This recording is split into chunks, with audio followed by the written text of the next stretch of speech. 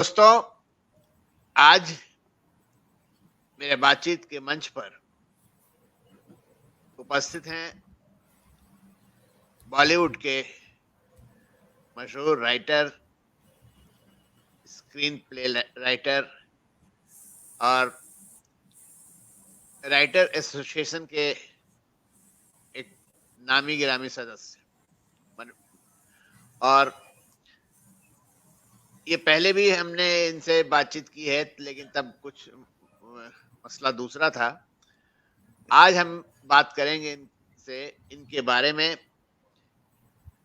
और एक इनकी किताब आई है जो बहुत ही चर्चित है और अभी उसे लॉन्च किया है फिल्मी दुनिया के दिग्गज लोगों ने। तो पहले तो सुनील जी, आपका स्वागत है हमारे इस मंच पर। धन्यवाद। मैं खुश हूँ आपके साथ आज।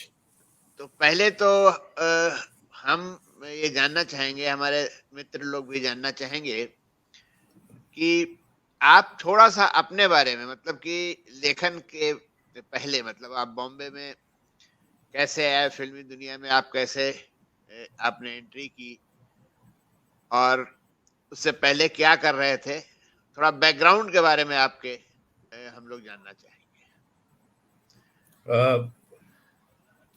80 का दशक था, मतलब 1980 के दौरान जब ग्रेजुएशन कंप्लीट करने के बाद में उन दिनों सबके सामने यही होता है कि आगे क्या। परिवार, चूंकि मेरे फादर जो हैं वो फिल्म डिस्ट्रीब्यूटर थे, फिल्म एग्जीबिटर थे, लेकिन हुआ ये था कि एक दौर ऐसा था कि जब फिल्म डिस्ट्रीब्यूशन में और एग्जीबिशन में काफ़ी रिस्क इन्वॉल्व हुआ था। तो घर वालों की राय ये थी कि मेरी जनरेशन के लोगों को, सबको यही राय थी कि आप फिल्म इंडस्ट्री में ना जाएं। तो लेकिन चूंकि मैं थिएटर से शुरू से जुड़ा हुआ था और लगातार थिएटर कर रहा था वहाँ इंदौर में और भोपाल वगैरह में, तो एक इच्छा यही थी कि एक बार इसी फील्ड में कुछ किया जाए। तो घर वालों के लाख प्रेशर के बावजूद भी मैंने बस एक ठान लिया था, तो मुंबई चला आया। उन दिनों यहाँ टेलीविज़न की शुरुआत ही हुई थी, क्योंकि 82 में जब टेलीविज़न शुरू हुआ और टेलीविज़न शोज़ स्पॉन्सर्ड प्रोग्राम्स आने लगे, तो उस वक्त हम लोगों के मन में ये इच्छा जागी कि चलो टेलीविज़न से शुरुआत की जाए। तो मैं यहाँ बॉम्बे आके नादिर बब्बर जी के थिएटर ग्रुप से जुड़ गया था, लेकिन इच्छा यही थी कि कैमरा के पीछे, यानी डायरेक्शन में या राइटिंग में या एडिटिंग में काम किया जाए। तो आई स्टार्टेड असिस्टिंग। तो मैंने सबसे पहले आनंद महेंद्रू जी को असिस्ट किया, मंजुल सिन्हा जी को असिस्ट किया, एडिटिंग में चंदर बहल जी को असिस्ट किया, और इस तरह से सीखता गया। अशोक मेहता जी को असिस्ट किया, जो मशहूर कैमरा बन रहे हैं, उनको भी असिस्ट किया। तो असिस्ट करते करते एक उस विधा को समझा कि टेलीविज़न की विधा क्या है, फिल्म किस तरह बनती है, वो सब सीखा। एक कोर्स भी किया साथ में।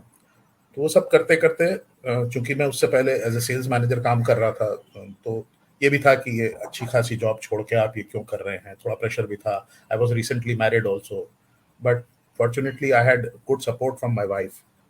तो वो बनता गया कि चलो कोशिश करते हैं। एंड फाइनली एक मौका ऐसा आया कि एज एन असिस्टेंट जब मेरा काम लोगों को पसंद आया, तो फिर मुझे मौका मिल गया कि एक एडिटिंग के लिए एक ब्रेक मिल गया। और इंद्रधनुष सीरियल एक उन दिनों आया था 1988 में, और वो इंद्रधनुष सीरियल से एज एन एडिटर मेरी शुरुआत हो गई। और वो सीरियल लोगों को बहुत पसंद आया, क्योंकि वो पहला साइंस फिक्शन शो था और दूरदर्शन पर था। तो उसमें ये हुआ कि स्पेशल इफेक्ट्स का काफ़ी प्रयोग था और वो एडिटिंग टेक्निक लोगों को बहुत पसंद आई। तो एज एन एडिटर एक मेरे पास में काम अचानक खूब सारा आने लगा। मंजुल जी का हम पंछी एक डाल के आ गया, उसके बाद में कविता चौधरी का उड़ान सीरियल आ गया, जिससे मुझे बहुत तारीफ मिली, अवार्ड्स मिले। तो ये हो गया कि अब editor, as an editor I got established, और काफ़ी काम एडिटिंग में करने लगा मैं। एड्स भी करता था, कॉर्पोरेट फिल्म्स करता था, डॉक्यूमेंट्रीज करता था। तो उसके बाद फिर आनंद महेंद्रू जी ने एक दिन मुझे बुलाया कि बासु चटर्जी साहब का एक सीरियल है Rajni, and would you like to direct it, क्योंकि अभी बासुदा जो है वो आगे खुद करने की स्थिति में नहीं है फिलहाल, उनकी तबीयत वगैरह ठीक नहीं है, और वो सीरियल बहुत पॉपुलर शो था उस जमाने का, रजनी। तो वो मुझे डायरेक्शन के लिए मिल गया और मेरे एज ए डायरेक्टर शुरुआत हो गई। तो वो पहले ही एपिसोड में शाहरुख खान थे, एज एन एक्टर। और उसके बाद ये हुआ कि लोगों ने वो शो देखा भी बहुत और पसंद भी किया मेरे डायरेक्शन को। तो फिर मेरे पास में लगातार डायरेक्शन के ऑफर आते गए। तो मैं टेलीविजन में करीब 22 शोज डायरेक्ट कर चुका हूँ उसके बाद। बट मेरा ये रहा है कि मुझे एक विधा में बंध के रहना कभी पसंद नहीं आया, और एक चीज लगातार करते रहना या जो कर लिया है उसे दोबारा करने की इच्छा कभी हुई नहीं। तो मुझे थोड़े समय बाद भी ये लगने लगा था कि अब ठीक है, टेलीविजन तो कर ही रहा हूँ, मुझे डॉक्यूमेंट्रीज का बहुत शौक था, तो मैंने काफ़ी सारी डॉक्यूमेंट्रीज बनाई। ट्राइबल्स के ऊपर बहुत डॉक्यूमेंट्रीज बनाई, जैन रिलीजन पर बहुत डॉक्यूमेंट्रीज बनाई। तो I started working on documentaries. इस बीच में कॉर्पोरेट फिल्म्स का भी दौर आया, तो काफ़ी सारी कॉर्पोरेट फिल्म्स बनाई, बड़े बड़े कॉर्पोरेट हाउसेस के लिए कॉर्पोरेट फिल्म्स बनाई, एड फिल्म्स बहुत बनाई मैंने। तो मैं अपने आप को एक्सपेरिमेंटल उसमें जोन में रखता था कि ये हो गया, अभी दूसरा कुछ करते हैं, दूसरा कुछ ट्राई करते हैं। वो करते करते, चूंकि मैं जब टेलीविजन कर रहा था तो ऐसा समय आया है कि मेरा एक शो था, एक कहानी मैंने लिखी थी, वो कहानी पे सीरियल बना था। शोभना देसाई ने एक गुजराती सीरियल बनाया था जिसको अवार्ड मिला बेस्ट सीरियल का। तो उसके बाद मुझे लगा कि मेरे लिखने का भी तो मुझ में कुछ ना कुछ कहीं ना कहीं मादा है। तो और फिर मेरे राइटर्स भी जो है थोड़े बिजी हो गए थे, तो मुझे खुद ही लिखना पड़ता था कई बार। तो मुझे लगने लगा कि मैं ठीक ही लिख लेता हूँ। तो वो राइटिंग का सिलसिला भी शुरू हो गया, तो खुद के लिए सारे शोज लिखना शुरू किए, उसके बाद दूसरों के लिए भी लिखना शुरू कर दिया। तो इस तरह से वो राइटिंग का भी एक दौर चलने लगा। तो करते करते ये हुआ कि मतलब finally I was the general secretary of screen writers association also, क्योंकि मैं उससे भी जुड़ गया था उस मूवमेंट से, राइटर्स के कॉज के लिए। इस बीच में अब ये हुआ कि बहुत हो गया, बस चलो अभी राइटिंग भी कर लिया, डायरेक्शन भी कर लिया, सब कर लिया, अभी कुछ और ट्राई करते हैं। उस बीच में ये किसी चैनल में काम कर लिया थोड़ा समय। उसके बाद में फिर ऑफर आ गया कि आप एक film and television institute Kolkata में बनाया, उसमें एज ए डीन आप काम करना चाहेंगे। तो मुझे लगा ये बड़ा अच्छा है, क्योंकि मैं वैसे भी कई प्रोड्यूसर्स के लिए एक्टर्स को ट्रेन करता था। इंस्टीट्यूट्स में जाके कई जगह पे मैं लेक्चर्स भी देता था और वर्कशॉप्स भी लेता था। तो मुझे वो शौक हमेशा रहा है लोगों को सिखाने का। मैंने करीब 25 एडिटर अपने अंडर में ट्रेन किए हैं, कई असिस्टेंट्स ट्रेन किए हैं। तो मुझे एक शौक हमेशा रहा है कि लोगों को अपनी विधा जो है मैं दूसरों तक भी पहुंचा सकूं। तो उससे ये हुआ कि मैंने वो इंस्टीट्यूट ज्वाइन कर लिया। अनफॉर्चुनेटली वो वहाँ कलकत्ता में कुछ इश्यूज थे, तो उसके बाद में मैं वापस आ गया। वो इंस्टीट्यूट बंद भी हो गया बाद में। लेकिन ये था कि वो एक बहुत बड़ा इंस्टीट्यूट शुरू किया था हमने। और वहाँ से मुझे आने के बाद में फिर ये था कि अब क्या करें, अब क्या करें। उसी बीच में मैं मुगले आजम सीरियल जब एडिट कर रहा था, मुगले आजम फिल्म जो कलर वर्जन जब बना था, तो उसी दौरान वो मुगले आजम के समय ही ये हुआ कि मुझे ये लगा कि ये क्या कैरेक्टर रहा होगा जिसने 14 साल एक फिल्म में लगा दिया। तो नौशाद साहब के साथ काफी उठना बैठना उन दिनों हो रहा था, क्योंकि वो नौशाद साहब उसका म्यूजिक कर रहे थे जो कलर वर्जन हुई थी मुगले आजम, और मैं वो एडिट कर रहा था। आधा घंटा उसको मैंने करीब एडिट किया। तो उसमें ये हुआ कि वो नौशाद साहब से कहानियां सुनी और लोगों से कहानियां सुनी। आई गॉट इंस्पायर्ड विद के आसिफ साहब और उनकी जर्नी से। तो एक मन में एक कहानी बनने लगी, और वो 2004 में ये हुआ था। और उसके बाद वो कहानी बनती गई, बनती गई, बनती गई, और फाइनली वो इस नॉवल के रूप में आज आपके सामने है। मैं ये जरा यहाँ पर बीच में आपको रोकना चाह रहा हूँ। ये जो कलर्ड वर्जन जो बना है, जी, इसमें एडिटिंग का मतलब क्या रोल था? क्योंकि फिल्म तो हुआ ये वही था। कहानी है, जी, सब कुछ वही है। जी, कहानी भी वही है, फिल्म भी वही है, सब कुछ वही है।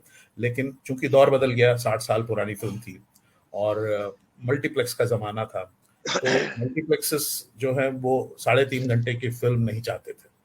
तो मल्टीप्लेक्सेस का ये था कि ये 3.5 घंटे की फिल्म नहीं चलेगी, और ऑडियंस, जो आज की ऑडियंस, उसको शायद नहीं देख पाए, और हमें 4 शो भी चलाने होते हैं, हमारे लिए वाइबिलिटी के भी इशू होते हैं। तो वो सबके ऊपर ये था कि इसको कुछ छोटा करके दीजिए, छोटा करके दीजिए। तो एक बड़ा चैलेंज था कि एक महान फिल्म है और उसमें एक एक फ्रेम लोगों को याद है, उसको छोटा कैसे किया जाए। तो मैंने कई बार देखी, उसके बाद में एक डिसीजन लिया कि अच्छा ठीक है, अब इसको इस तरह से छोटा किया जा सकता है। तो मैंने कुछ कहीं से कोई गाना निकाला, कहीं से कुछ किया, करते करते उसको ओवरऑल आधा घंटा करीब कम की वो फिल्म, ताकि वो मल्टीप्लेक्स रिलीज हो सके। तो उसका रीजन वही था कि मल्टीप्लेक्स रिलीज करना थी उसको। अच्छा, तो इसमें जैसे मान लीजिए मैंने तो ब्लैक एंड व्हाइट देखी थी, और जी, बाद में मैंने टीवी पर ये शायद देखा मैंने कलर्ड वाला। जी। तो मुझे तो कुछ ज्यादा अंतर नजर आया नहीं। अब तो अगर अंतर नजर नहीं आया, तो ये कई लोगों को नजर नहीं आया जिन लोगों ने देखी थी। मतलब दिलीप कुमार साहब ने भी देखी, कई लोगों ने देखी, बहुत लोगों को पता नहीं चला कि क्या फर्क आ गया। तो शायद यही तो एक एडिटर का अचीवमेंट है कि अगर लोगों को पता ना चले आपने कुछ काट दिया और लोगों को पता ना चले, क्योंकि उसकी सोल अगर नहीं मरी है, उस कहानी को एज इट इज रखा गया और उसमें कहीं कुछ अगर ऐसे पोर्शन निकल गए हैं, छोटा छोटा छोटा छोटा कहीं से निकाला है, कहीं से 4 फ्रेम, कहीं से 10 फ्रेम, कहीं से 1 मिनट, ऐसा कर करके मैंने उसको एडिट किया है। तो वो हाँ, 30 मिनट। फ्लो भी वैसे ही है, मतलब जो जी जी ब्लैक जी एंड व्हाइट बिल्कुल। का फ्लो था जी, वो और भी यही बस वैसे एडिटिंग का कर। अचीवमेंट था मेरा कि लोगों को ज्यादा उसमें कुछ फर्क नजर नहीं आया। तो फिर आप बता रहे थे कि आप इंस्पायर हुए उस पूरी जी फिल्म से और आपके दिमाग में एक कहानी बनने लगी। जी। तो वो कहानी तो मतलब एक मुझे लगा कि ये के आसिफ साहब की कहानी बड़ी इंटरेस्टिंग है, तो मैंने तो पहले तो रिसर्च शुरू किया। तो 2-3 साल रिसर्च चला, उसको मैंने इकट्ठा करना शुरू किया सारे मैटर को, और उन सब में से एक कहानी बुनना शुरू की। तो पहले मैं एक बायोपिक की तरह ही सोच रहा था इसको कि चलो एक बायोपिक की तरह सोचते हैं, लेकिन फिर मुझे लगा कि नहीं, इसमें बहुत कुछ है जो एक किरदार, मतलब आज तक ये कहीं नहीं कहा गया कि आसिफ साहब का बचपन क्या रहा होगा, एक इतना बड़ा फिल्म मेकर कैसे बना फ्रॉम ए टेलर। तो मुझे वो लगा कि ये कहानी बड़ी इंटरेस्टिंग बन सकती है, और इसको अगर मैं फिक्शन फॉर्म में कहूँगा तो मुझे लिबर्टी भी एज ए राइटर ज़्यादा मिलेगी, और मैं कुछ एक इंटरेस्टिंग सी लव स्टोरी भी क्रिएट, मुझे मेरे दिमाग में एक बड़ी इंटरेस्टिंग सी लव स्टोरी भी बनती जा रही थी। तो वो मैंने फिर पहले तो स्क्रीन प्ले लिखना शुरू किया था, और वो स्क्रीन प्ले फॉर्म में पहले तैयार किया उसको। उसके बाद ये फिर लगा कि स्क्रीन प्ले करते वक्त मुझे लगा कि बहुत सारी ऐसी चीजें हैं जो स्क्रीन प्ले में हम कह नहीं सकते, क्योंकि फिल्म की ड्यूरेशन तो लिमिटेड होती है, 2 घंटा, 2.25 घंटा। तो ऐसी बहुत सारी बातें हैं जो मैं कहना चाहता था, तो फिर वो नॉवल फॉर्म में बनना शुरू हुआ। तो अब ये करते करते मुझे 14 साल लग गए इसको लिखने में। फाइनली अब आपके सामने ये नॉवल है, once upon a time in Bollywood. तो जो मुगले मुगले आजम जो बनी, लगभग उतना टाइम आपने इसमें भी ले लिया है। जी जी जी। एक्चुअली यही हुआ कि मतलब कुछ चीजें होती ना कि कोइंसिडेंसेस होते हैं लाइफ में, या कुछ डेस्टिनी होती है कि ये किताब जो है, ये किताब को लिखने में मुझे 14 साल लगे। हाँ, और जरा इसको आप, फोकस थोड़ा करते हैं जी थोड़ा। जी जी हाँ जी जी जी जी। Once upon a time in Bollywood.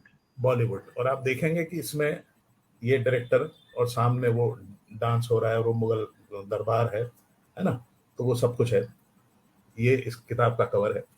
और ये किताब 14 साल लगे मुझे जरूर, लेकिन मुझे खुशी ये है कि मैं एक तो कर पाया, अ, और दूसरा ये था कि इसमें मैंने सिर्फ ये नहीं है कि ये के आसिफ साहब की कहानी से इंस्पायर्ड है, ये चूंकि फिक्शन है, ये कोई उनकी असल जिंदगी की कहानी नहीं कह रहा हूँ मैं। मैंने एक पूरी लिबर्टी लेके और ये उनकी जिंदगी के उस स्ट्रगल से इंस्पायर होके एक कैरेक्टर अपना बुना है, और उसकी कहानी है ये, जो पूरी की पूरी तरह एक नई लव स्टोरी के फॉर्म में मैंने प्रेजेंट किया है एक फिल्म मेकर की। तो लोगों को पढ़ने में बहुत मजा आएगा, ये मेरा वादा है कि बहुत इंटरेस्टिंग कहानी बनी है ये, और जितने लोगों ने भी पढ़ी है उनका ओपिनियन ये है कि ये एक यूनिक सी चीज बन गई है। बैकग्राउंड में के आसिफ साहब ही हैं, मतलब इसमें जी, इसमें मतलब इंस्पिरेशन मेरे के आसिफ साहब ही हैं। एक फिल्म मेकर है जो एक बहुत बड़ी फिल्म बनाना चाह रहा है। मेरी कहानी वही है कि एक टेलर, जिसे न तो वो पढ़ा लिखा था, न उसके पास कोई बैकग्राउंड था, न उसका कोई गॉड फादर था इस इंडस्ट्री में, लेकिन उसके बावजूद वो इतनी बड़ी फिल्म कैसे बना गया, ये स्ट्रगल की कहानी है पहली। दूसरा ये है कि एक आदमी की जिद की कहानी है कि जो गॉन विद द विंड जैसी एक बड़ी फिल्म बनाना चाहता था कि हिंदुस्तान का नाम रोशन हो जाए, ऐसी फिल्म मैं कहना चाहता हूँ, और उसके लिए चाहे जो करना पड़े। तो वो बहुत बड़ा विजन लेके चला था। और जिस जमाने में लोग फिल्म बना रहे थे 10 लाख रुपए में, 12 लाख रुपए में बड़ी से बड़ी फिल्म बन रही थी, उस दौर में इस व्यक्ति ने 1.5 करोड़ रुपए में ये फिल्म बनाई। तो ये अपने आप में ही एक बहुत बड़ी चीज थी। तो मुझे ये लगा कि ये हुआ कैसे होगा, संभव कैसे हुआ होगा। और दूसरा ये कि ये शख्सियत क्या रही होगी, इसकी सोच क्या रही होगी, इसकी विचारधारा क्या रही होगी। तो उस सब पे मैं गया, और वहीं से वो कहानी निकल के आई। अ, एक और इंटरेस्टिंग चीज ये है कि ये सिर्फ आसिफ साहब की जिंदगी से प्रभावित कहानी ही नहीं है, इसमें मैं बॉलीवुड की कहानी कह रहा हूं मैं। तो ये एक्चुअली देखा जाए तो आसिफ साहब के साथ साथ ये पूरे बॉलीवुड को ट्रिब्यूट है, क्योंकि इसमें मैंने एडिटर्स की कहानी कही है, मैं खुद एडिटर रहा हूँ, तो मेरे अपने एक्सपीरियंसेस भी इसमें आए हैं। एडिटर्स की कहानी कही है मैंने, इसमें असिस्टेंट डायरेक्टर्स का रोल क्या होता है, इसमें कैमरामैन का रोल, म्यूजिक डायरेक्टर का रोल, आर्ट डायरेक्टर का रोल, यानी सब लोगों का जो एक जुनून होता है, तब जाके ये फिल्म बनती है। तो लोग जो सोचते हैं कि बॉलीवुड का मतलब होता है पार्टीज, हंगामे, अफेयर्स, इन सब से परे बॉलीवुड एक बहुत, अगर आप ध्यान देंगे, मैं तो पूरा 35 साल से बॉलीवुड का हिस्सा हूँ, मतलब बॉलीवुड शब्द भी नहीं था पहले, तो जब आसिफ साहब और इन लोगों ने फिल्में बनाई, लेकिन ये हम आज उसको बॉलीवुड मान लिया गया है कि चलो ये बॉलीवुड है फिल्म इंडस्ट्री को हमारी। लेकिन हमारी यहाँ पर एक सवाल है मेरा, ये मेरे जहन में भी अक्सर गूंजता रहता है, ये बॉलीवुड नाम क्यों पड़ा इस पर?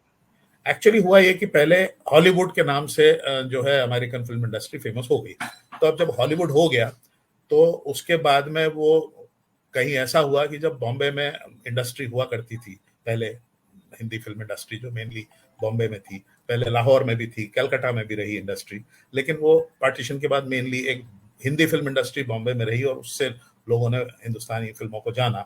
साउथ में सिनेमा बहुत स्ट्रांग रहा है, तो लोगों ने एक वर्ड, एक टर्म कॉइन कर दिया बॉलीवुड।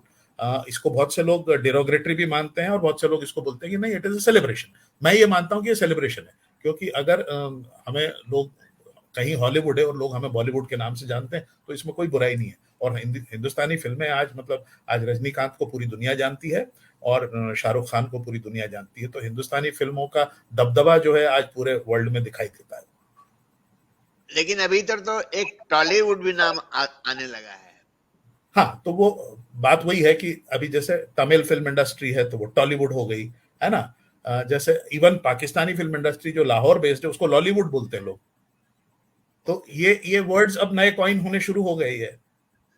कलकत्ता की इंडस्ट्री को लोग कॉलीवुड कहने लगे, तो वो अभी वो चलने लगा, वो एक चलन हो गया कि वो बॉलीवुड, कॉलीवुड, लॉलीवुड सब बन रहा है ना। तो बट इसमें बॉलीवुड जैसे आपने, पूरे हिंदुस्तान, बॉलीवुड अकेला अब हिंदी फिल्मों के नाम से नहीं जाना जाता है, क्योंकि अभी विदेशों में हमारी तमिल तेलुगु फिल्में भी बहुत पॉपुलर हैं, मलयालम फिल्में भी पहुंच रही है, तो मुझे लगता है बॉलीवुड वर्ड से वो हिंदुस्तान को पहचाना जाता है, मुझे लगता है। जी जी, क्योंकि अब तो हम लोगों के भी फ्लो में आ गया है कि बॉलीवुड बॉलीवुड हम लोग करने लगे जी हैं। जी जी, तो ये होता है कि कोई वर्ड अगर फेमस हो गया है तो ठीक है, let us take it as a celebration. जी जी। अच्छा ये बताइए, जैसे आप बता रहे थे, तो ये एक लव स्टोरी है, एक बंदे की जिद की कहानी है, जी। और क्या ये जिद वही है कि एक फिल्म बनानी है और एक यादगार फिल्म बनानी है, तरह की कोई? उसकी जिद में यहाँ दो तीन चीजें, चूंकि मेरे नॉवल में मैंने कुछ लिबर्टीज ली हैं और मैंने एक कहानी को जिस तरह कहा है उसमें यह है कि एक व्यक्ति की जिद है कि वो ऐसी बड़ी फिल्म बनाना चाहता है जो हिंदुस्तान की सबसे बड़ी फिल्म हो, जिससे हिंदुस्तान का नाम रोशन हो। और वो कहीं ना कहीं, एक मेरी कहानी में जिस तरह है वो ये है कि वो अपनी महबूबा को एक ट्रिब्यूट देना चाहता है। तो वो एक लव स्टोरी का पार्ट है, वो जो आप जब नॉवल पढ़ेंगे तो आपको पता चलेगा कि वो कितना खूबसूरती से आया है कि वो अपनी, कहीं ना कहीं वो एक, उसने प्रॉमिस किया था कि मैं इतनी बड़ी फिल्म बनाऊं।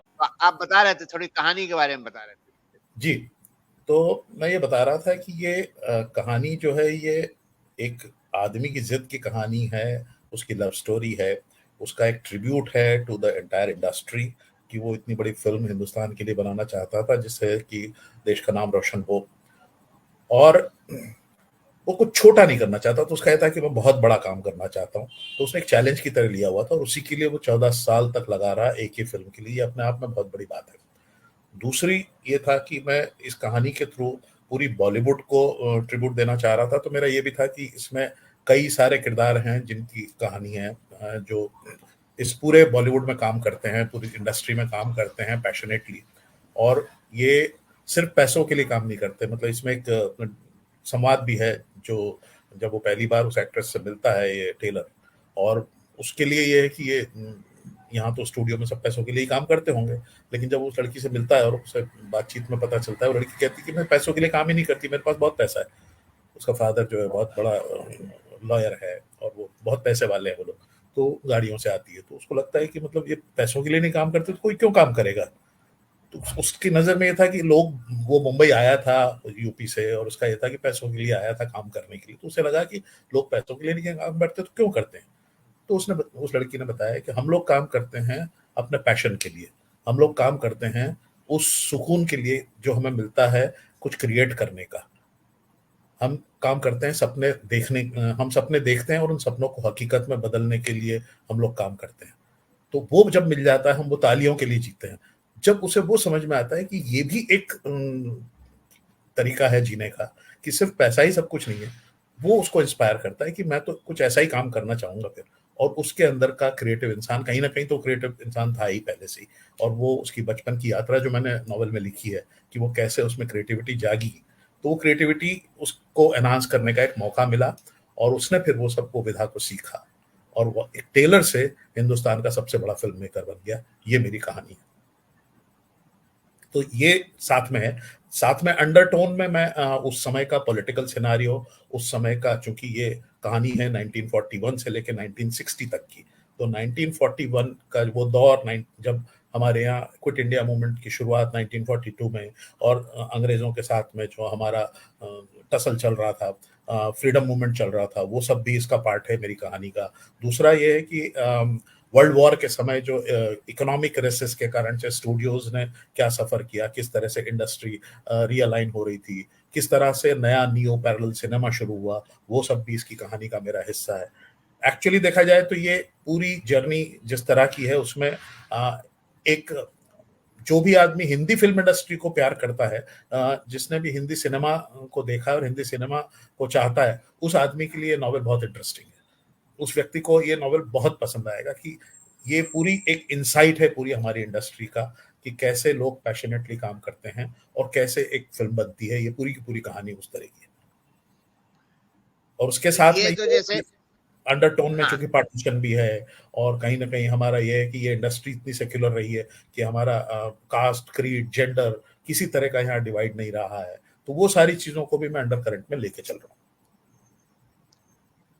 ये जैसे अगर इसको हम ये मान के चलें कि ये बॉलीवुड की जो हिस्ट्री है और उस समय की हिस्ट्री का एक ताना बाना है ये, एक्चुअली अगर कहा जाए, जी विद द जी लव बिल्कुल। Story and all. इसीलिए उसका नाम भी मैंने वही रखा है कि once upon a time in Bollywood. लेकिन तो एक वंस बात अपॉन, बताइए कि अब जैसे, ये एक आपने बहुत अच्छी बात कही कि हम जो काम करते हैं वो पैसे के लिए नहीं करते हैं, तालियों के लिए करते हैं। और ये जी जनरली थिएटर आर्टिस्टों के मुंह से ये बात पहले सुनी जाती थी, और अभी भी शायद थिएटर आर्टिस्ट इसी लाइन पे काम करते हैं। तो लेकिन अभी जो समय है, आज का जो समय है, जबकि कोई भी फिल्म जो है वो जो बोलते हैं कि उसने 100 करोड़ का बिजनेस कर लिया, 200 करोड़ का बिजनेस कर लिया, जी तो अभी जो कुछ सिनेरियो बदल गया है, जी और पैशन भी लोगों का, पैशन तो नहीं कहेंगे, मतलब ये है कि एक जरिया बना लिया है फिल्म को बनाने के लिए। तो ये कन्फ्लिक्ट आप देख पा रहे हैं वहां पर, मतलब आप जब मेरी कहानी पढ़ेंगे, ये नॉवेल जब पढ़ेंगे, तो आपको इसमें दोनों तरह के लोग भी दिखाई देंगे। इसमें आपको पैशनेट लोग भी दिखाई देंगे और आपको वो लोग भी दिखाई देंगे जो यहाँ पे सिर्फ पैसा कमाने आते हैं। क्योंकि होता क्या है कि जब सिनेमा एक आर्ट है तो एक बिजनेस भी है, और जब बिजनेस है तो उसमें पैसा भी है, और पैसा लगता भी है और उस पैसे का रिटर्न्स भी हैं। तो स्टूडियो सिस्टम जब रहा था तब भी पैसा लगाने वाले जो थे वो व्यापारी ही हुआ करते थे। वो लोग सिर्फ यहाँ पैसों के लिए आते थे। तो एक साथ में हमेशा ये रहा है कि ये बिजनेस होने से जो लोग हैं वो पैसा कमाने आए हैं, वो पैसा ही देखते हैं, और जो लोग पैशन के लिए आए हैं वो पैशन देखते हैं अपना। पैसा तो चूंकि हर बिजनेस में मिलता ही है, और इसमें चूंकि लोगों को दिखता है वो कि बहुत सारा एक साथ आ गया, लेकिन जाता भी बहुत है।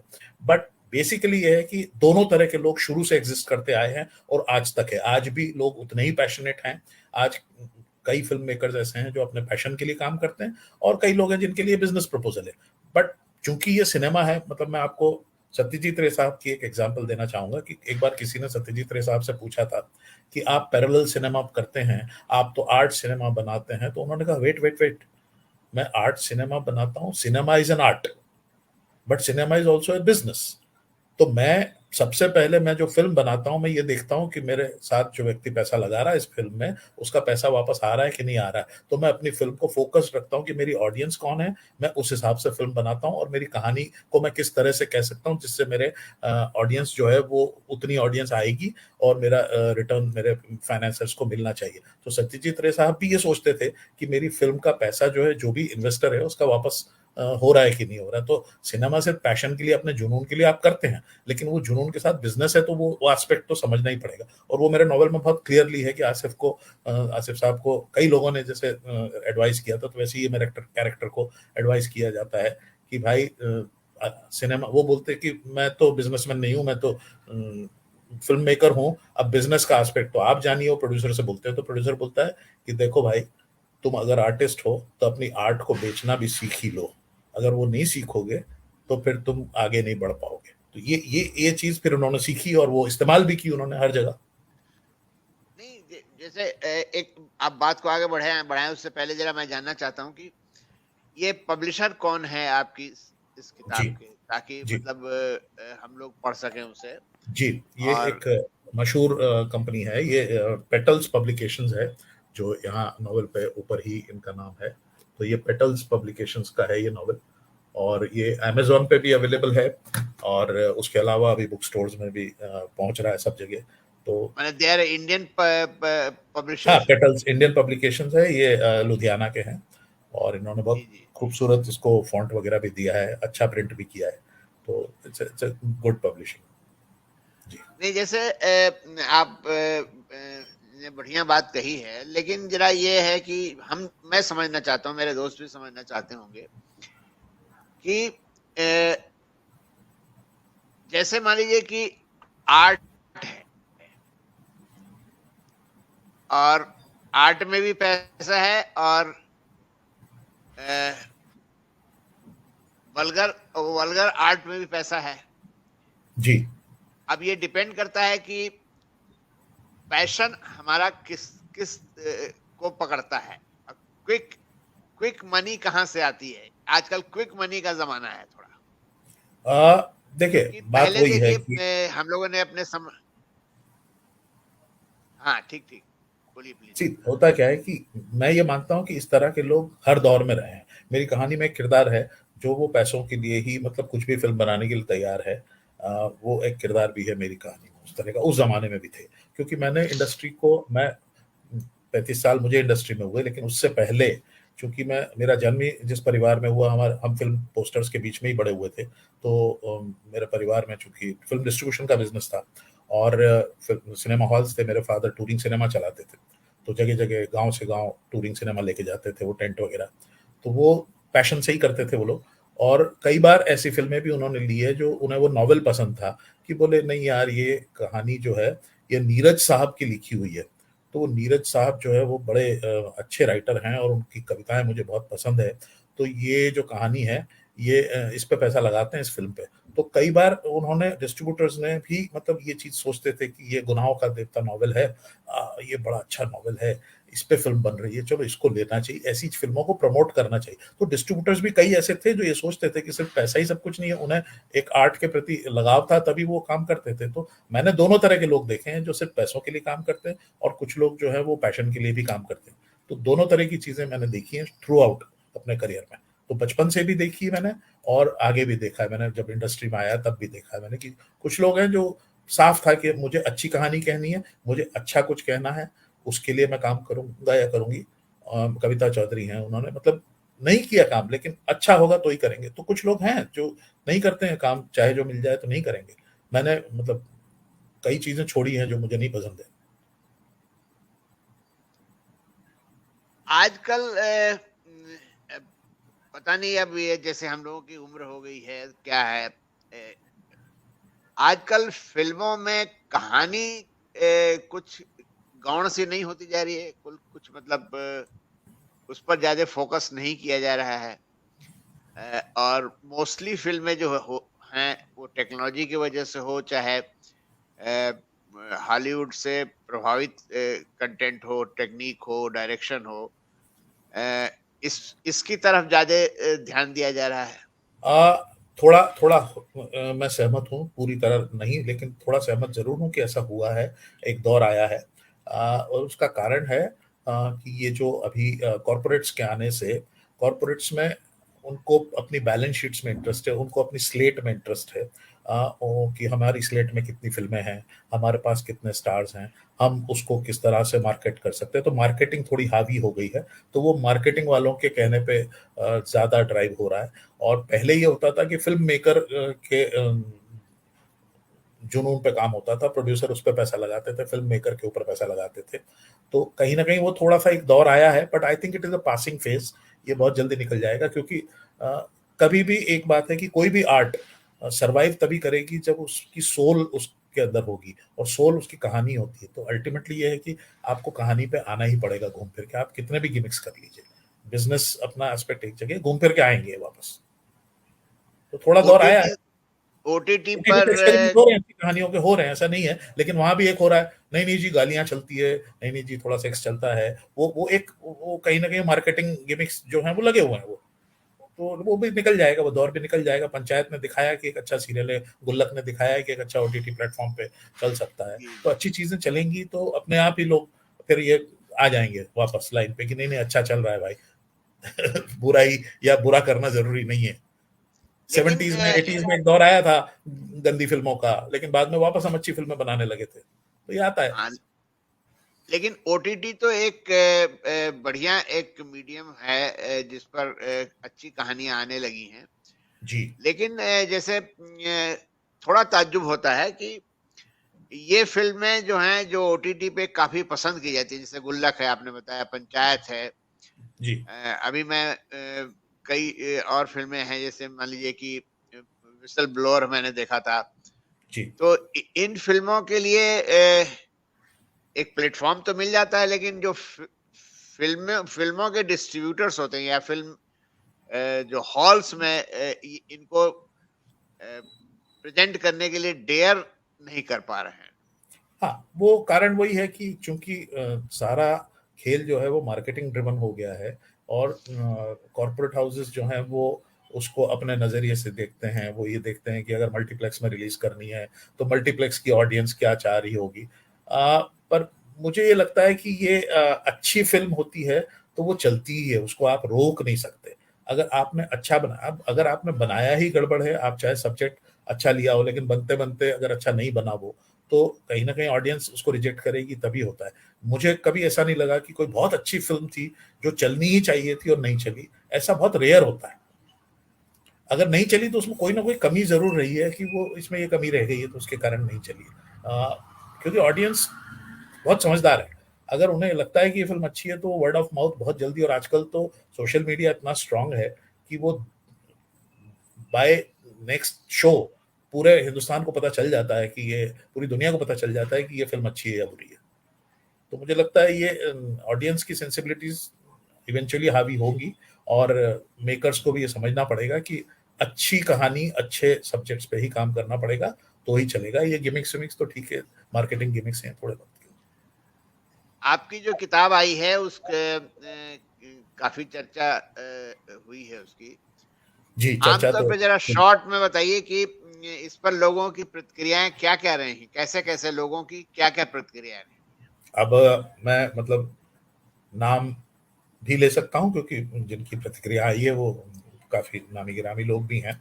मुझे कहानी के लिए जब पढ़ी तो मुझे रॉबिन सर हैं हमारे, रॉबिन भट्ट साहब, जिन्होंने करीब 75 फिल्में लिखी हैं, और वो हमारे फिल्म इंडस्ट्री के बड़े राइटर हैं। वो चूंकि मेरे बुक लॉन्च पर उन्होंने मंच पर थे वो, और वो जाते ही उन्होंने किताब पढ़ी, और 3 दिन बाद उनका फ़ोन आया कि मैंने किताब पूरी पढ़ ली है और मुझे बहुत अच्छी लगी। और इसमें मुझे वो जो किस्से कहानियां जो हम सुनते आए हैं फिल्म के, मुगले आजम के, वो तो सब ठीक है, वो तो हमें पता थे, लेकिन तुमने जो नया जो किया उसमें जो लव स्टोरी पार्ट है वो बहुत खूबसूरत लगा है हमें। और लगता है कि लव स्टोरी को और एनहांस किया जा सकता है, अगर जब ये फिल्म बने तो इसको लव स्टोरी को और एनहांस करना, और इस तरह के सजेशन भी आए। तो ये मुझे कल बात हुई उनसे तो बड़ा अच्छा लगा। आशुतोष गोवारिकर ने मेरी कहानी को बहुत पसंद किया। उसके अलावा संजय चौहान एक बड़े राइटर हुए हैं, वो काफ़ी प्रभावित थे। अंजुम रजब अली ने मेरी कहानी को पढ़ा, उन्होंने काफ़ी तारीफ़ की। तो ये बड़े राइटर्स हैं, बड़े लोग जिन लोगों ने काम किया अच्छा, जो समझते हैं कहानी की विधा को, उनके रिएक्शंस थे। आम जो हैं लोग, मतलब मैं अपनी वाइफ़ का कहूँ कि वो रेयरली कभी नॉवेल पढ़ती होंगी, लेकिन जब उन्होंने हाथ में लिया, तो वो लगातार पढ़ती गई, उन्हें 10-12 दिन लगे पढ़ने में, लेकिन वो 10-12 दिन में उन्होंने नॉवल पढ़ लिया और उसके बाद मैं मुझे लाइफ में पहला कॉम्प्लीमेंट मिला उनसे, क्योंकि आज तक मैंने जितने भी काम किए उसमें वो क्रिटिसिज्म ढूँढती थी, बोलती थी इसमें ये कमी रह गई, इसमें ये कमी रह गई। पहली बार उनके मुँह से ये निकला कि तुमने वाक़ई अच्छा लिखा है। तो ये मेरे लिए अपने घर से भी एक अप्रूवल अच्छा था। उसके हाँ, अलावा के आसिफ साहब की बेटी ने जो है वो उनको मैंने 1 तारीख को ही उनके पोते को मैंने नॉवेल दिया था और उनकी बेटी ने जो है वो 1 दिन में वो नॉवेल पढ़ लिया। उन्होंने बताया खुद आके कि मैंने 5.5 घंटे लगातार बैठ के नॉवेल पढ़ा है और I was so touched, I was so moved कि ये मुझे बहुत खूबसूरत कहानी लगी। और जबकि मैंने काफ़ी फ़िक्शनलाइज़ किया है, एक इंसान की एक लव स्टोरी क्रिएट कर दी है फ़िक्शनल, वो उनकी बेटी को पसंद आई। तो ये मेरे लिए बहुत बड़ा कॉम्प्लीमेंट है। अ, आने वाले दिनों में ऐसा हो सकता है कि लोग इस पे फ़िल्म बनाने के बारे में सोचें? ऑलरेडी बातचीत शुरू हो गई है, इस पे मीटिंग्स भी शुरू हो गई हैं, क्योंकि इसके फिल्म राइट्स हितेश ठक्कर जो है वो एक बड़े फिल्म फाइनेंसर हैं और अब वो प्रोड्यूसर बनने जा रहे हैं और वो उन्होंने ऑलरेडी 11 से 12 फिल्में जो हैं, बड़ी-बड़ी फिल्में उन्होंने फाइनेंस की है। तो वो अब एज़ अ को-प्रोड्यूसर उन्होंने फिल्में की हैं। अब वो इसको प्रोड्यूस करने जा रहे हैं।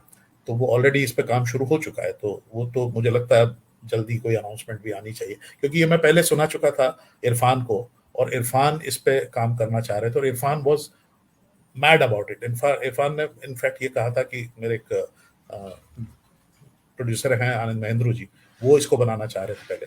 और इरफान को जब ये कहानी सुनाई थी तो इरफान खुद एक लेवल ऐसा आ गया था कि अब मैं इसे जल्दी से जल्दी मैं खुद ही प्रोड्यूस करना चाहता हूँ, तो क्योंकि मेरे पास डेट्स हैं और आप लोग अगर शुरू नहीं कर रहे हो तो मुझे जल्दी से जल्दी मैं खुद ही बनाना चाहता हूँ। तो Irfan was so much passionate about it. तो ये भी एक है कि मतलब कहानी कई लोगों ने पढ़ी है इंडस्ट्री में और लोगों को बहुत पसंद आई है। तो फिल्म तो बननी चाहिए और ये फिल्म की नज़रिए से ही लिखी थी मैंने, तो फिल्म बननी चाहिए मुझे लगता है। चलिए, ये है तो पहले तो मैं इस किताब को मंगा के पढ़ूंगा जरा, और क्योंकि मैंने समरी तो पढ़ ली थी, लेकिन ये है कि अब थोड़ी क्यूरियोसिटी मेरी बढ़ गई है कि इस किताब को मुकम्मल तरीके से पढ़ना चाहिए। जी, जी। मतलब मैं आपको मतलब कुछ काम होते हैं ज़िंदगी में, ये मेरा अभी तक का जितने काम किए मैंने, इतने लोगों ने ठीक ही कहा है, जो भी काम किया मैंने लोगों ने पसंद किया, लेकिन मैं इसमें तो दावे से कह सकता हूँ कि मैंने बेहतरीन काम किया है, क्योंकि खुद को भी लगने लग जाता है कि आपने वाक़ई कुछ कर लिया। और फिर जब 14 साल लगा के किया है, तो मैंने कितने तो ड्राफ्ट रिजेक्ट किए अपने खुद के ही। तो मैंने अपने आप को कई बार रिजेक्ट किया और उसके बाद जब ये बना है, तो मुझे ये तो यकीन हो ही गया था छपने के पहले ही कि मैंने कुछ अच्छा तो लिख लिया है। अब अगला जो लिखूँगा इससे बेहतर लिखने की कोशिश और करूँगा, ये बात सही है। लेकिन ये नहीं, मुकाम ये वाक़ई मैं भी लेखक हूँ, लेकिन मैं जरा ये मतलब थोड़ा मुझे ताज्जुब हो रहा है कि 14 साल तक आपने पूरा इसकी कंटिन्यूटी कैसे मेंटेन की होगी। मतलब really it's surprising for me also. क्या होता है कि 14 साल सिर्फ नॉवल पे ही नहीं लगे, मतलब लेकिन 14 साल लिखने में लग गए ज़रूर, ये बात सही है, लेकिन सिर्फ नॉवल नहीं। हाँ, ये ज़रूर रहा कि इस नॉवल के लिए मैंने कई काम छोड़े, क्योंकि वो जब एक दौर आता था कि मैं घुस गया हूँ इसमें रिसर्च में, तो मैं उसी में लगा हुआ हूँ 2 महीना, तो लोगों के फ़ोन भी नहीं अटेंड कर रहा हूँ, ऐसा भी हुआ। तो बीच-बीच में दौर आता था, फिर वापस कोई दूसरा काम सर्वाइवल के लिए आपको काम तो करना ही पड़ता है। तो फिर कोई शो आ जाता था डायरेक्ट करने के लिए, कोई डॉक्यूमेंट्री आ गई, तो मैं करने लग जाता था। लेकिन इसकी रिसर्च, चूँकि ये कहानी मेरे दिमाग से कभी हटी ही नहीं। मैं मतलब इसमें ऐसा रहा कि हमेशा ही इन्वॉल्वड रहा। हर हफ्ते मैं इसको खोल के एक बार फिर पढ़ता था, हर हफ्ते इसमें कुछ न कुछ नया रिसर्च ढूँढता था। तो ये है कि मुझसे ये कहानी छूट ही नहीं रही थी। मुझे कई दोस्तों ने कहा कि आप छोड़ दो भाई, बहुत हो गया, इसको एक तरफ रख दो और कुछ और करो। पर ये था कि मुझे इतना पैशनेट था मैं इस कहानी के बारे में, मुझे लगता था ये कहानी तो नहीं तो मरने के पहले तो इसको लिख ही डालूँ मैं। ये वो जो होता है ना एक जुनून, वैसा कुछ था कि इसको कंप्लीट तो करना ही है, और वो हो गई फाइनली। नहीं, that's good actually, that's good and it's inspiring also. जी, जी। क्योंकि आपने रिसर्च किया, आपने एक फॉर्मेट बनाया होगा, फॉर्मेट मतलब एक कंटेंट उसका तैयार किया होगा, और ये आपके बैक ऑफ माइंड में बना रहा क्योंकि लाइफ में तो बहुत सारे और कामों के चक्कर में डिस्ट्रैक्शंस बहुत हो जाते हैं ना। जी जी जी। और मैं इसके थ्रू और एक मैसेज भी देना चाहता था कि मतलब मोहब्बत से बड़ा दुनिया में कुछ नहीं। और ये जैसा उस फिल्म में भी था कि ए मोहब्बत जिंदाबाद, तो मेरे दिमाग में कहीं ना कहीं ये जरूर था कि इस कहानी के थ्रू मैं ये कहना चाहता हूँ कि मोहब्बत से बड़ा कुछ नहीं। और ये पूरी फिल्म का मैसेज, मतलब ये जो इसकी नॉवेल का मैसेज ही मेरा यही है कि मोहब्बत सबसे बड़ी चीज है। हाँ, ये बात तो है, लेकिन आजकल फिल्मों में जो है क्या है कि सब कुछ है लेकिन मोहब्बत गौण होता जा रहा है। हाँ, वो हो रहा है और शायद ये उसको रिवाइव कर दे। अगर ऐसा कुछ है तो मुझे लगता है कि ये एक बार फिर मोहब्बत की कहानियों को आगे ले आए। चलिए, तो बढ़िया है। जी जी जी बिल्कुल। चलिए, आपसे बातचीत करके बहुत अच्छा लगा और मेरे दोस्तों को भी अच्छा लगा होगा। जी। और और मैं मैं सबसे सबसे यही रिक्वेस्ट गुजारिश करूंगा कर कि आप इसे पढ़िए। आप पढ़ने के बाद में, मतलब मेरी गारंटी है कि ये you will fall in love with it. Anybody जिसको भी बॉलीवुड की फिल्मों से प्यार है, जिसने हिंदी फिल्मों को प्यार किया है या हिंदुस्तानी फिल्मों को प्यार किया है, मैं आपको ये वादा कर सकता हूँ कि ये नॉवेल आपको बहुत पसंद आएगा। तो देखिए, पढ़िए हम सबों ने बॉलीवुड। फिल्मों का तो असर होता ही है। और अ, मैं अक्सर देखता हूँ कि जैसे कोई गाना सुनता हूँ अपने समय का, तो सिर्फ गाना ही नहीं सुनते हैं, और गाने के साथ साथ क्या होता है कि उस दौर की सारी मेमोरीज भी सामने आ जाती जी जी जी है ना। जैसे मान लीजिए कि मैं अगर कहूँ कि राजेश खन्ना का मैं कोई गाना सुन रहा हूँ, तो वो राजेश खन्ना जब सुपरस्टार हो रहे थे, तो मैं उसमें इंटर में और ऐसे बीएससी में था। तो उस दौर का एक जो मेमोरीज है, वो सारे के सारे सामने आ जाते हैं जी कि जी भाई, हम हमारी लाइफ में ये हुआ, हमारे फादर के साथ ये हुआ, हमारी मदर के साथ ये हुआ, गर्लफ्रेंड के साथ ये हुआ, ये सारी बातें आ जाती हैं। तो फिल्में तो एक जिंदगी का बहुत बड़ा हिस्सा है। क्योंकि और खास फिल्मों से। करके अगर फिल्म मोहब्बत की बात अगर है, प्रेम की बात है, जो कि इनफैक्ट मैं अब ये माल धाड़ वाली फिल्में पसंद नहीं, लोगों ने कहा कि वो क्या आरआर देख लो और ये देख लो, मैं देखने गया, मुझे उतना पसंद आया नहीं। जी जी जी। नहीं, फिल्में हमारी ज़िंदगी का बहुत अहम हिस्सा हैं। और हम चूँकि फ़िल्मों हमारी ओवरऑल सोच पे कहीं न कहीं असर तो डालती है, फ़िल्मों का असर होता है। और इसीलिए फ़िल्म मेकर्स को बहुत रिस्पॉन्सिबली फ़िल्म बनाना चाहिए। और मैंने हमेशा से ये किया है कि मैंने कभी कोई ऐसा शब्द भी अपने कहीं टेलीविज़न शो में या किसी चीज़ में नहीं लाया, जिससे कि मुझे लगता है कि ये गलत असर डाल सकता है। तो ये सोच अगर फ़िल्म मेकर्स रखते हैं तो बिल्कुल अच्छी बात है, मतलब होना ही चाहिए मुझे लगता है कहीं न कहीं। तो किताब छपने के बाद से तो अब आप रिलैक्स कर रहे होंगे, लेकिन अब आपकी आगे की योजना क्या है और अभी क्या कर रहे हैं आप? अ, किताब छपने के बाद आपने कहा कि रिलैक्स कर रहे होंगे, एक्चुअली उल्टा हो गया कि किताब छपने के बाद मेंटली में रिलैक्स ज़रूर हुआ कि चलो एक काम अचीव हो गया। एक मेरा जो इतने सालों की मेहनत थी वो सामने आई लोगों के। लेकिन अब जो है वो इस किताब को अ, चूँकि इस पे बातचीत शुरू हो गई तो रोज़ मीटिंग्स, अब रोज़ कुछ ना कुछ, तो वो अचानक एक दौर आया जिसमें काफ़ी बिज़ी हो गया मैं। और दूसरा ये है कि अब इसको स्क्रीन तक पहुँचाने की ज़िम्मेदारी भी सामने है, तो उसको वो कोशिश में लगे हैं कि इसको स्क्रीन तक लेके आएँ। और साथ ही साथ एक कहानी पे मैंने ऑलरेडी काम शुरू कर दिया, जो पहले से ही कर चुका था मैं, तो वो शुरू हो गया था। तो वो एक और नॉवेल जो है मैं बहुत जल्दी अब 14 साल नहीं लगेंगे, क्योंकि अब मुझे विधा भी समझ में आ गई। मुझे थोड़ा विधा समझने में भी टाइम लगा, तो वो नॉवेल लिखने की विधा भी समझ में आ गई अब तो। तो अब चूँकि ये एक कहानी बन रही है और वो भी पीरियड ही है, तो एक लव स्टोरी है वो भी, और थोड़ी पैशनेट सी लव स्टोरी है वो भी, एक फ्रीडम फाइटर की स्टोरी है वो। तो वो अब उस पर मैं काम कर रहा हूँ, तो देखते हैं बहुत जल्दी वो भी तैयार होनी चाहिए, क्योंकि उस पर रिसर्च मेरा बढ़िया काफ़ी है। कुछ हो चुका है। हम आपके टच में रहेंगे, और मैं ईश्वर से प्रार्थना करूंगा कि आप जो है वो जी, बढ़िया बढ़िया चीजें देते रहें, और फिल्म इंडस्ट्री को एक डायरेक्शन भी देते रहें। डायरेक्शन मतलब कि अ, जो स्थायित्व होता है, मतलब जो एक स्टेबिलिटी होती है, जी, जिसको देखने के लिए हम लोग जाते हैं, हॉल में जाते हैं या ओटीटी पे देखते हैं। और अगर वैसा कुछ नहीं होता है तो बड़ी मायूसी सी होती है कि अरे यार, बेकार में हम लोगों ने 500 रुपए खर्च कर दिए, कोई की इसमें कुछ मिला नहीं हमें। जी जी। तो अब इसकी फिल्म बने, मैं तो ये चाहूंगा कि ये फिल्म डेफिनेटली लोगों को नए एक उस दौर में ले जाएगी जहां बेहतरीन सिनेमा लोगों ने देखा है गोल्डन एरा का, तो वो गोल्डन एरा में वापस ले जाएगी, ये मेरा विश्वास है। चलिए बढ़िया है, आपसे बातचीत करके बहुत अच्छा लगा और इसी तरह हम लोग मुलाकात करते रहेंगे। जी जी जी। और मैं तो अचानक ही मैंने देखा कि आपकी किताब कोई आई है, तो हमने कहा कि भाई इससे बढ़िया क्या बात हो सकती कि उस जी किताब पर जी ही बात कर ली जाए। जी जी। बहुत बहुत धन्यवाद, और खुशी हुई मुझे, और सभी दर्शकों को भी मैं तो, ओके सुनील जी, सुना हमें। जी। नमस्कार नमस्कार। Thank you.